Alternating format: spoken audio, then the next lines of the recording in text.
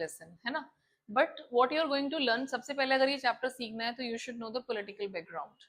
So what exactly the political background is. उसमें क्या हुआ था कि there was Franco Prussian war. ठीक है ना. प्रशिया ने किसके ऊपर अटैक किया था? फ्रांस के ऊपर. और फ्रांस के दो टेरिटरीज, कौन कौन से? Alsace and Lorraine. इनको क्या कर लिया था? एनेक्स कर लिया था. एनेक्स मतलब छीन लेना, अपने कब्जे में कर लेना. तो प्रशिया को इसमें जीत हासिल हुई थी. एंड ही मतलब it got these two territories. ये किसके टेरिटरीज हैं? फ्रांस के. तो फ्रांस पे अटैक किया और फ्रांस की दो टेरिटरीज उसने एनेक्स कर लिए या फिर कॉन्कर कर लिए.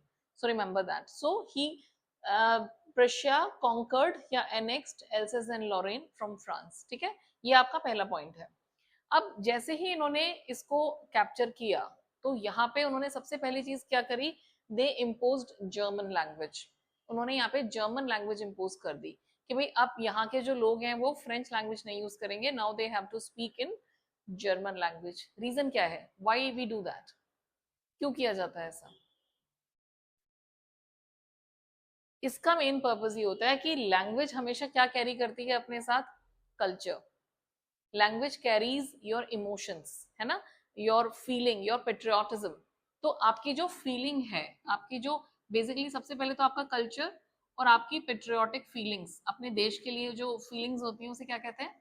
Patriotic feelings. तो ये जो पेट्रियोटिक फीलिंग्स हैं ये खत्म करना चाहते हैं. जैसे हमारे साथ भी हुआ था, है ना, when we were colonised, what happened to us? The same thing कि इंग्लिश लैंग्वेज इंट्रोड्यूस की. And this English language somehow created a barrier in our mind कि भाई हमारा कल्चर बेकार है, इंग्लिश कल्चर अच्छा है, इंग्लिश लिटरेचर अच्छा है, we have to follow that. तो ये चीज इसलिए की जाती है. तो यहाँ पे ये सिर्फ लैंग्वेज नहीं इम्पोज कर रहे हैं. अब इनको कौन सी लैंग्वेज पढ़नी है फ्रेंच पीपल को? जर्मन. Is that clear? और उसी इसको कहते हैं पॉलिटिकल हेजेमनी, जहां पे पॉलिटिकल डोमिनेंस किया जाता है. पॉलिटिकली आपको डोमिनेट करेंगे और उसके बाद you lose all your command, you know, over your territory. तो ये है इनकी मेन स्ट्रेटजी. तो ये क्या कर रहे हैं?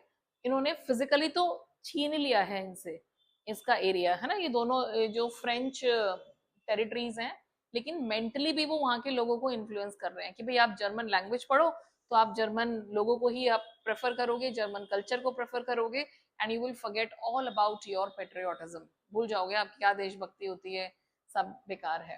ठीक है. अब यहाँ पे दो मेन कैरेक्टर्स आएंगे हमारे, M Hemal and friends. M Hemal कौन है? He is a French language teacher जो वहां पे फ्रेंच सिखाते थे. तो अब इनका कोई काम है यहाँ पे एल्सस में? No, he doesn't have any work there. इन्होंने 40 इयर्स तक पढ़ाया है, तब भी लोगों को लैंग्वेज नहीं आती है. फ्रेंच लैंग्वेज ना उन्हें बोलनी आती है ना लिखनी आती है. And now he has to leave. अब उनको ये एल्सस छोड़ के जाना है. एंड यहाँ से आपका चैप्टर मेनली अब शुरू होगा. और ये जो फ्रेंड्स है, he is a student. Now as a student आपको लगता है इसे पसंद होगी फ्रेंच लैंग्वेज? बिल्कुल भी नहीं. He doesn't like that. लेकिन अचानक से जो चेंजेस आते हैं, क्या होता है, this is what we are going to study further. Got it?